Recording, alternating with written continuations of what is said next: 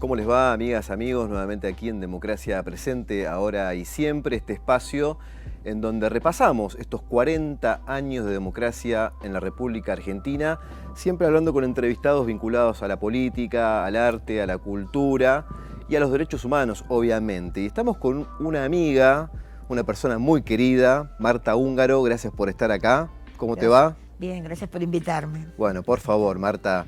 Se acerca, sabemos, una fecha muy importante, 16 de septiembre, la llamada Noche de los Lápices, justamente donde secuestran a tu hermano Horacio, y nos parecía un buen momento como para charlar con vos sobre esta situación en particular, pero también sobre tu vida y cómo has transitado estos 40 años de democracia. Y nos ha sorprendido realmente, porque nos trajiste algunos elementos que pertenecían a tu hermano, ¿no? Ese guardapolvo, por ejemplo, ¿qué significa para vos? Bueno, el guardapolvo significa que fue lo último que él hizo. Esa noche estuvieron pintando con Daniel Racero y usaban guardapolvo. En ese momento los colegios no usaron más guardapolvo. ¿Lo podés mostrar a la cámara? Sí. A ver. Estuvo pintando y él, frente a la tragedia de lo que se vivía con el golpe de Estado, estaba pintando el ojo del Guernica con la lágrima. Y la lágrima le quedó inconcluso. O sea que ese y es el tiene el monograma del Normal 3. El colegio donde iba Horacio.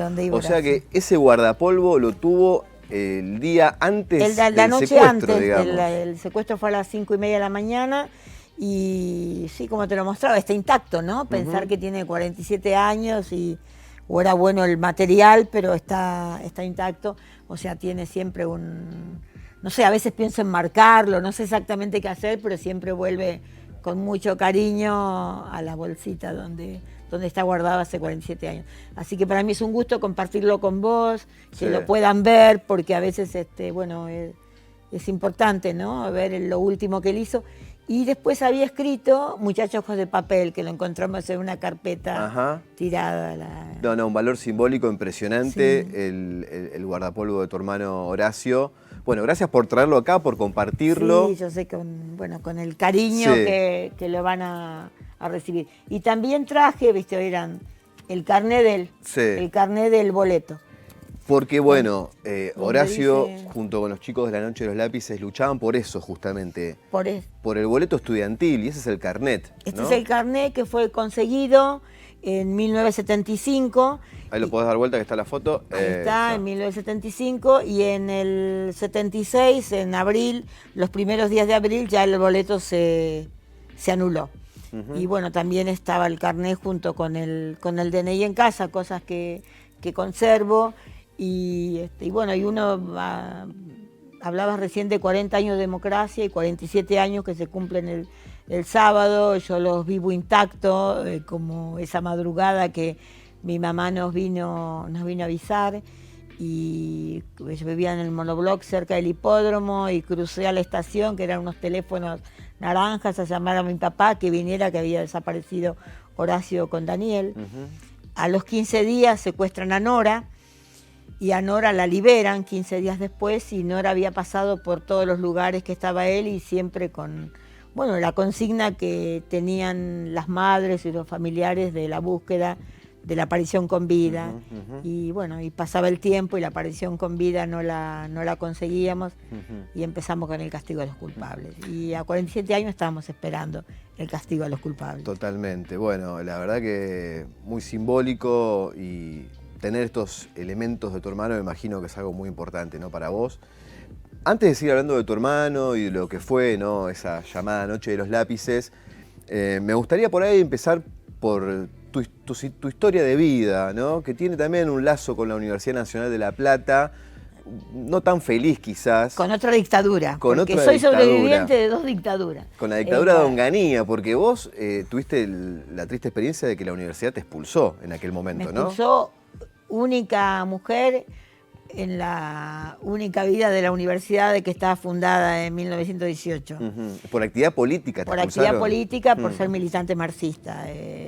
Eso decía el decreto de expulsión. Eran 4 varones y una mujer. Y yo era incluso en una revista que tengo me sacaron una nota que ponían que Marta Húngaro, de cara indiada, Media indiada. Esta foto, ¿no? Esta foto, sí. De cara indiada, de cara indiada, me pusieron, la tengo. Sí. Y que había querido ahorcar al rector, y no fue así. Yo lo agarré del brazo para que no se fuera con los no docentes de la universidad, porque había estado antes en la reunión con la FUL, habían cerrado la facultad de arquitectura, y habían todos los puntos que pedía la FUL, y yo había estado por delegada FUL de mi facultad, contestó que no, se hizo una asamblea en el rectorado y se tomó la universidad. Esta es tu foto del legajo de la universidad, legajo, ¿no? Y hizo un reconocimiento fotográfico de los 400 y pico detenidos, que incluso nos llevaron a la comisaría Quinta, que más tarde, años después, la comisaría Quinta fue un centro clandestino.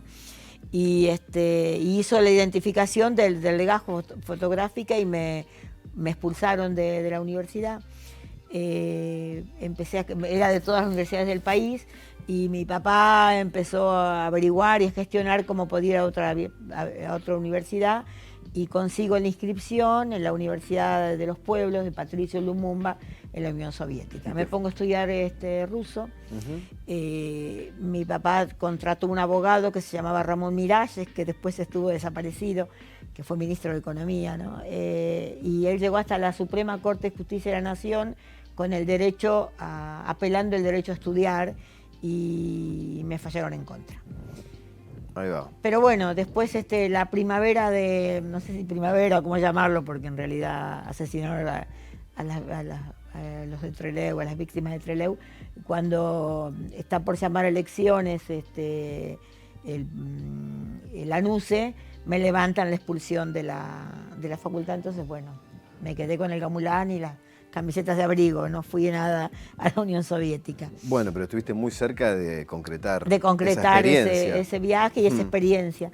Y bueno, me anoté en la Facultad de Veterinaria, lugar que estaba cursando en el momento que desapareció Horacio, y bueno, y dejé de cursar en el 76. Ya veníamos desde el 75 de desapariciones y asesinatos, del cierre de la universidad, cuando matan a Chen y a Miguel, que se cierra en octubre, el 8 fue cerca de, creo que el 8 o el 10 de octubre de 1975, con la misión Ivanišević, así que se veía algo. Pero bueno, nosotros nunca por ahí vislumbrábamos que mi hermano, el más chiquitito, el más pequeño, el que estaba en el 5º año del secundario, que si bien tenía una actividad política, pero bueno, no eran las actividades que por ahí pensábamos que teníamos nosotros, iba a ser secuestrado en la llamada Noche de los Lápices, que los represores le pusieron ese nombre. Claro, me gustaría detenerme un poquito en eso, porque quizás los jóvenes no conocen bien la historia. Se habla de los pibes de la Noche de los Lápices, pero primero hubo un libro, primero estuvo el operativo policial, que los mismos militares lo denominaron Noche de los Lápices. Después hubo un libro, después hubo una película, claro, hubo primero que tomó ese nombre, el ¿no? juicio a la Junta. En el juicio a la Junta se toman 400 y pico de casos, y se trató la Noche de los Lápices. Y ahí es cuando se escribe, cuando escribe el libro, porque María Sebane creo que era corresponsal en el juicio a la Junta. Y después se hizo la película. La película, coincidimos o no, esa es la tapa del primer libro. La tapa original del primer libro. Sí. Es importante por la difusión que ha tenido con los chicos. A vos te preguntan en todo el mundo, preguntaban qué era lo que había pasado con estos estudiantes secundarios. Nosotros hace 3 años hicimos una publicación desde Familiares, yo pertenezco a Familiares, donde hicimos un relevamiento de todos los adolescentes desaparecidos en Argentina. Quedó en la Ciudad de La Plata, pero adolescentes hay en todo el país desaparecidos, estudiantes. Y tenían un compromiso, porque Horacio hacía alfabetización, iban a entrar a la universidad o a trabajos, iban a hacer lo que iban a hacer, resistencia a la dictadura, y fue parte entre comillas, del escarmiento que quiso hacer la dictadura, ¿no? Y en aquel momento, año 85, cuando surge el libro y después la película, fue también como un cimbronazo. Y empezaron, ¿no?, a hacerse la marcha en la Ciudad de La Plata, con llegada a la democracia, primero la UES y después los secundarios, y en el año 86 se empezaron a hacer, creo que desde el 85-86, todos los años se ha hecho la marcha con las características de cada año. Claro. Porque, Pero fue un cimbronazo cultural en la sociedad argentina el conocer bien esa historia. Vecinos y en aquel momento, ¿no? Año vecinos 85. que te decían, no sabía que había pasado esto, Claro. vivían en el mismo edificio. Después, cuando se filmó la película, hubo otros vecinos que pidieron que no se filmara por el movimiento. O sea, la ciudad de La Plata, no solamente a esto, despertó a la primera fue la historia oficial. Y después la Noche de los Lápices. Así que yo creo que hay que hacer todavía la Noche de los Lápices 2, ¿no? Por un montón Pasaron muchas cosas, ¿no? Pasaron muchas cosas entre medio, pero en realidad a los chicos yo creo que deja un hecho que ocurrió, una organización que la única manera de conseguir algo es organizado, discutiendo, y tenían un proyecto, dentro de todo, por la corta edad que tenían un proyecto de vida, de solidaridad, de futuro, ¿no? Porque cada uno de ellos quería. Y pensá que López Montaner tenía 15 años. Claro, estamos viendo la cara justamente de los 6 María chicos. Claudia tenía 16. Sí. Cine tenía 18 y Claudio tenía 10, y creo que iba a cumplir 18. También lo que, digo, en la película hace mucho énfasis en la lucha estudiantil, pero también hay que entender que estos pibes no solamente no luchaban por un boleto estudiantil, sino que había un trasfondo y un contexto político más claro, porque había de luchas, una ¿no? hiperinflación muy grande en ese momento. Y el boleto era como si ahora los chicos tuviesen, que ahora es gratuito, tuvieran que tendrías que dar 4 boletos para viajar al colegio y aumentaba todos los meses. O sea que fue una reivindicación económica, pero política también, Claro. como para aliviar económicamente lo que estaba ocurriendo en cada casa. Y empezó más que todo con los industriales, porque los industriales hacían 4 viajes en el día. Y es lo mismo que ahora si tenés 2, 3 chicos que tengan que hacer 4 viajes por día, ahora es gratuito. Y es gratuito el terciario, que eso me parece a partir de octubre.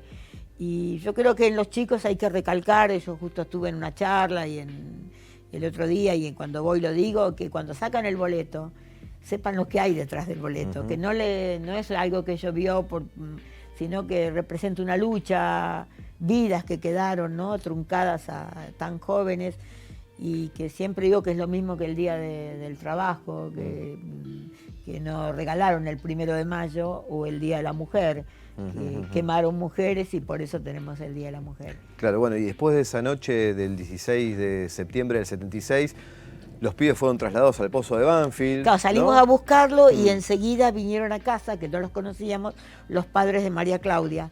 Nelva con su marido, que también se habían enterado, y entonces mamá durante muchísimo tiempo hizo todas las cosas en común con Nelva. Y con la madre de Racelo, que la tuvimos que llamar porque estaba en Bahía Blanca, porque tenía a su mamá muy enferma, de que viniera porque el hijo había desaparecido de mi Claro. casa. Bueno, tiempo después se supo que estuvieron en el circuito represivo, en el circuito Camps, digamos, en un lugar determinado, el Pozo de Banfield. Eso se supo con el tiempo, ¿no? Lo supimos con el Pero tiempo. en aquel momento, ¿cuál era la sensación? ¿De que no Lo estaban? supimos con el tiempo y gracias al testimonio de los exdetenidos que trajeron. Nosotros en ese momento, como Nora la llevan a los 15 días, Nora se encuentra con gente que le dice que estuvo con los chicos. Entonces sabíamos que por algo que era muy lejos, porque ella dice que escuchaba pajaritos, después y un tren, después nos enteramos que era Arana, que en ese momento pasaba el ferrocarril provincial. Así que sabíamos que habían estado por este radio. Pero recién cuando Pablo Díaz lo legalizan y lo pasan a la cárcel, a la unidad 9, en una de las visitas él se comunica con la hermana y le pide que vaya a la casa de Falcone a decir que había estado con los chicos. Y Nelva a su vez vino a casa. O sea que eso fue en el año 78, 77, que sabíamos que en un lado de la provincia, que no era muy lejos, habían estado, pero en realidad mucho tiempo después tuvimos certeza de dónde era Banfield. Claro. Y cuando uno va a Banfield te das cuenta que decís, como acá los tuvieron, enfrente hay monobloc, es un barrio poblado, ¿no? Bueno, Comisaría Quinta. Que eso en realidad era una delegación de la policía bonaerense. De robos y hurtos. Legal, digamos, Legal, en aquel sí. momento. Marta, vamos a una pequeña pausa y retomamos después esta charla, ¿te parece? Perfecto.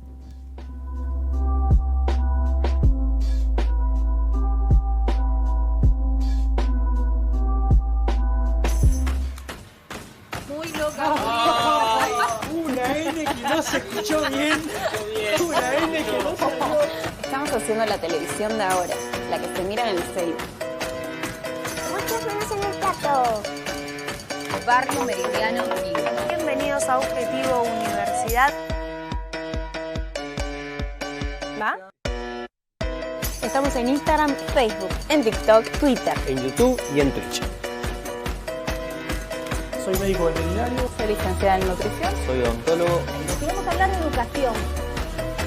Esto es Otras Crónicas y hoy estamos en el puerto La Plata.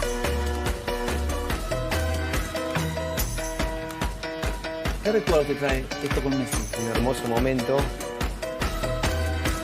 Le presentamos expertos en UNLP TV. UNLP.tv, el canal de la Universidad Nacional de La Plata. Un nuevo mercado emerge desde el edificio donde funcionó el histórico Bazar X. Baxar Mercado, tu punto de encuentro en la ciudad. Baxar Mercado, calle 51, entre 5 y 6. Nos cruzamos por ahí.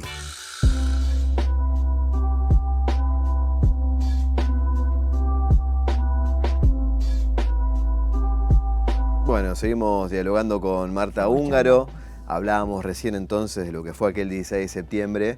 Y a lo largo de estos 40 años de democracia, bueno, vos bien lo dijiste, ¿no? Seguís militando en familiares de detenidos desaparecidos, pero también has tenido un trabajo como de detective, ¿no? Entre comillas, porque también pudiste identificar a represores de la dictadura, como es el caso de Walk y como es el caso de Veroch. el profesor Veroch, este último profesor del Colegio Industrial de La Plata. De La Plata. En el Albert Thomas. En Albert Thomas, y que denunciamos junto con Adelina Lalle, porque, bueno, yo lo encuentro en un material que tenía mi papá, en pleno menemismo, que no había nada. No había nada, pero no había ninguna, en derechos humanos se habían dado indultos y todo. Y busco una carpeta que tenía mi papá donde dice el grupo de tareas que lo había secuestrado Horacio. Y con sorpresa ve el apellido Veroch. Mi hijo Horacio, que se llama Horacio, pues tengo un hijo que se llama Horacio y un nieto que se llama Horacio. Chiquito que tiene 8 años, que vive afuera y dice que va a venir a Argentina a ayudarme a buscarlo. Ahí va. Como tiene la idea del desaparecido, agrego eso. Bueno, lo llamo a Veroch y le digo que hay documentación donde él figura y él me dijo, no, siempre combatí la derecha, combatí la izquierda. Digo, bueno, listo. Y que había tenido un problema con una profesora, que era Adelina. Y bueno, juntamos, él figuraba en la CONADEP, que tenía denuncia de represor, conseguimos que la CONADEP la copia certificada, que a través de la PDH, y como no había juicios, no había nada, lo denunciamos en la legislatura. Y bueno, fue una denuncia tan importante que dijeron que había sido lo más importante de ese año, que era en el año 86. Lo separan de las escuelas. Sí. En la que era profesor, después se jubiló, pero bueno, lo separaron, no pudo dar más clases. Me acuerdo que la agrupación Hijos le realizó un scratch. El scratch, y aparte le pintaron el colegio. Y por otro lado, porque justo empezaba, justo estaba Hijos, fue el primero o segundo scratch que hizo Hijos. Año 97. 97, yo te dije, claro, esto fue en el 96. Sí. Y bueno, y aparte hubo varios de un conscripto de Bahía Blanca, empezaron a aparecer diferentes testimonios, Alexowski, de la familia Cañas, que fue asesinada, toda una familia que es asesinada en Los Hornos, y que diciendo que Veroch había participado. Pero bueno, murió impune porque estas cosas de la impunidad biológica. Pero es muy loable desde el lado de ser familiar un desaparecido tener que hacer todas estas cosas, ¿no? Digamos, porque no había justicia, no había fiscal, y bueno, no había las nadie. las pruebas en los juicios, en todo, las hemos aportado nosotros. Hemos aportado las carpetas, todo lo que... El juicio de la verdad, cuando empezó, tiene el nunca más que le di yo, ¿viste? O sea, no, como que uno fue aportando, y el valorable el trabajo de Adelina y de Chicha Mariani, de aportar todo lo que tenían, y aportar los testigos, y aportar Bueno, y así mismo yo siempre tenía que el último destino de los chicos fue Banfield, y Walk había sido condenado por el juicio a la Junta. Otro señor que vos también lo encontraste en su lugar, Walk, ¿no? había sido condenado por a 25 años, el cual, por obediencia debida, punto final de los indultos, quedó sin esa condena que se dio. Y a mí me llamaba la atención, yo trabajé en la electoral, de que siempre no estaba muerto. Aunque se hizo pasar por muerto, digamos. Se hizo pasar por muerto. Entonces informaron que estaba muerto. Y yo miraba y hay a veces un retraso de que, pero una persona no puede estar 25 años muerta y que no aparezca dado de baja, ¿no? Entonces oficiamos en la causa de Horacio a la caja de policía a ver quién cobraba la pensión. Si estaba muerto, cobraba la viuda. Y un 4 de julio del 2006 me comunican de que había cobrado él en julio, Ahí va. en junio. Ahí le saltó la ficha. de que Y estaba ahí vivo. saltó la ficha. Entonces Y vive en Mar del Plata actualmente. Y vive en Mar ¿no? del Plata. Tiene Entonces, arresto domiciliario en el Bosque Peralta Ramos. Peralta Ramos, cerca de donde vivía Echecolás. Echecolás. Entonces ahí, desde el juicio por la verdad dijeron no citarlo, mejor que estaba el Tribunal 3 que estaba haciendo la coraza, que estaba haciendo la investigación, lo cita, le da el arresto domiciliario, la ponen de curadora del arresto a la hija, que yo mirando en una computadora con un compañero me di cuenta que la policía de la comisaría que tenía, en eso me ayudaron mucho hijos de Mar del Plata, ¿no? Era policía de alta jerarquía de la comisaría que tenía que controlar que el tipo no se fuera. Se escapó. Durante casi 3 años estuvo prófugo hasta que lo volvieron a detener y le dieron el arresto domiciliario. Está en el arresto domiciliario. Ahí va. Bueno, nada más y nada menos que descubrir esa situación. Y es el responsable, Y- después que murió Echecolás, el más alto que está en el juicio del Pozo de Banfield. Ahí va. Porque era el responsable del Pozo de Banfield. Y yo digo siempre, él sabe dónde está cada uno de los nietos apropiados y él sabe dónde están los chicos. Porque a 47 años yo me pregunto, y esta vez con este año, desde el año pasado empecé con mucha fuerza, ¿dónde están? ¿Dónde ¿En están? algún momento se puede romper ese pacto de silencio de los pocos militares que quedan vivos? de Y hasta genocida? ahora no, los nietos que se han encontrado ha sido porque tienen la duda y se hacen el análisis. Y gente que ha estado enterrada clandestinamente, como el semen, porque se exhumó y se comparó con ADN, pero ¿dónde están? No, nadie. Mucho también se ha hablado de los archivos de la dictadura, ¿no? Bueno, es un pedido que tenemos que se abran los archivos. ¿Existen esos archivos? ¿Están en el exterior? ¿Qué sospechás vos? respecto Y a hay eso? en Buenos Aires fueron entregando de a poco, pero no están todos entregados. Así que hay que pedir los archivos porque ellos llevaban a veces un doble registro. Y ellos saben exactamente qué hicieron con los chicos porque está probado, aparte del testimonio cuando se hizo la inspección ocular del Pozo de Banfield, que fueron asesinados en el sótano.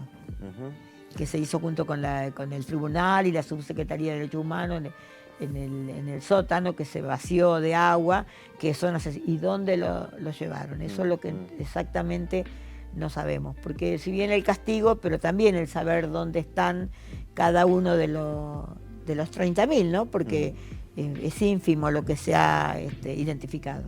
Me parece también muy importante esto que marcabas recién, ¿no? El juicio de la verdad que se realiza acá en la ciudad de La Plata cuando estaban los genocidas en libertad. O se cumplen, Fue- paso el aviso, año que 98, se cumplen ¿no? 25 años. Ah, exacto. Ahí va. Ahora se cumplieron 25 años del juicio por la verdad. También sirvió muchísimo ese juicio para juntar pruebas para los juicios que se venían después de que las leyes de audiencia y punto de vida y Claro, y la audiencia prueba punto que final tiene, que eso se- el doctor Rosansky lo Bueno. sostenía, ¿no? Que si de que se podía hacer mucho más rápido. Ujú. Pero bueno, desaparición de López y todo frenó un montón de cosas, pero que se podía hacer mucho más rápido por la prueba que había. Y invalorable los cassettes con las voces de los que han fallecido. Yo recuerdo que en esa época quizás no se le daba tanta importancia al juicio por la verdad porque se sabía que eran juicios en donde no iba a haber condena. Pero pasado el tiempo, como vos decís, 25 años después, la verdad que fue de un valor incalculable porque fueron pruebas reales para los juicios que después sí vinieron. O sea que fue muy importante. Bueno, y piden de todo el país. Por ejemplo, tenemos el fichero de Monseñor Gracelli, que todos los que venían a declarar decían, no, yo fui a verlo a Gracelli, a la iglesia una iglesia de la Marina. Y yo lo fui a ver, entonces cuando un día volvimos a las 3 de la mañana, decidieron ir a las 10 de la noche a secuestrarlo y lo trajeron. Y de todo el país nos piden las fichas. Y él tenía las fichas, todavía no pudimos descifrar todo con crucecitas y les preguntaba qué otro amigo tenía, ¿viste? Como, bueno, más las identificaciones, más las fotos, más un montón de cosas, la verdad que es invalorable la prueba que tiene. El trabajo que hicieron ustedes también como familiares. Estamos viendo a Elia Giovanola. Sí, me emociona abuela, verla porque la verdad que al día de hoy que la extraño muchísimo. Y Pablo Díaz. Y Pablo Díaz. Esto debe haber sido seguramente un acto en el Pozo de Banfield. En el Pozo de Banfield, 2019. Antes Porque de la pandemia. 2020 ya era la pandemia, fue el... Ahí va. Y en este presente, Marta, 2023... Y Victoria, que también la quiero mucho, a Elsa, bueno, todas, y Pablo también. Y Pablo Díaz. En este presente, ¿no? Tan difícil, tan complicado, ¿cómo observás esta situación con tantos discursos de odio, con negacionismo, con la posibilidad de que un negacionista sea presidente de la República?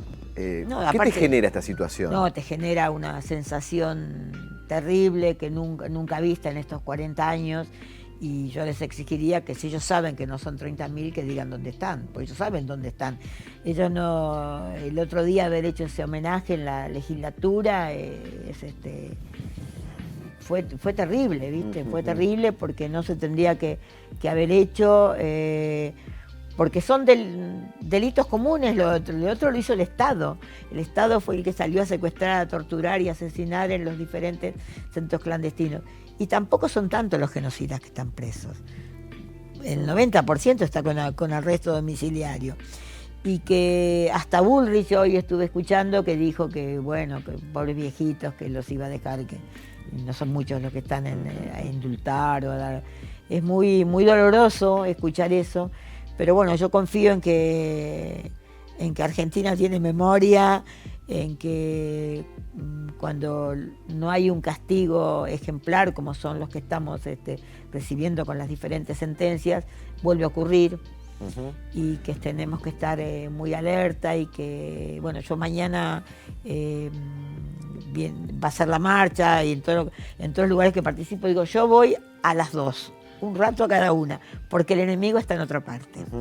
También hay mucha desinformación, ¿no? Y, digamos, los pibes y las pibas quizás le cuentan la historia dada vuelta, y quizás es un discurso que prende y mucho en ciertos sectores de la Macri intentó juventud. con el curro a los derechos humanos. Por eso, digo, teniendo como faro esta fecha que se viene, el 16 de septiembre, ¿qué le dirías vos a la juventud, a los pibes y pibas, respecto a lo que pasó y respecto a esta, quizás, primer acercamiento que tiene con estas ideas libertarias de ultraderecha? ¿Cómo se puede combatir ese discurso y cuál sería el camino para desarmar esos? Sí, bueno, combatirlo con proyectos, con educación, porque a ellos la educación no les interesa. Si te quieren poner escuelas vouchers para que uno estudie en jardín, el otro llegue hasta 3er grado, el otro llegue hasta 5º, ya es probado eso, o sea que por ahí piensan que la educación y el conocimiento es lo que los va a hacer más libres. Y yo creo que terminan votando o pensando en estas cosas porque no han tenido la educación y la información suficiente, porque eso sí te hace libre. Y evidentemente han quedado atrapados por una propaganda fascista que al unísono han largado todos los canales de televisión, creándote a un fantoche, a un enfermo, tampoco enfermo, un tipo que pasea con una motosierra. Es lo que le parece a ellos que es la libertad, y esa no es la libertad. Que en realidad que sepan bien qué es la libertad de decidir, de elegir, de tener, de estudiar. En este momento tenemos la universidad gratuita, la escuela gratuita, hospitales gratuitos, que por supuesto que debe haber hay falencias, pero que a su vez se van mejorando día a día, y vas teniendo tecnologías que no. La pandemia en realidad hubo que socorrer a las clínicas privadas, ¿viste? Con respiradores, o sea, todo ese tipo de cosas, bueno, los chicos viven muy apresuradamente, pero cómo llegar, ¿no? Y darse cuenta que si eso lo lo pierden, no hay vuelta atrás. Marta, muchísimas gracias por estar acá. No, a ustedes en un día muy especial y que todo me moviliza. Muchas gracias, Camilo, por haber. Y gracias por traer el recuerdo de Horacio, traer estas prendas y seguir mantenida bien arriba la memoria. Bueno, Gracias, nos vemos Marta. en la calle Nos mañana. vemos en la marcha, ahí Mañana. está. Gracias, Marta. Chao. Quédate.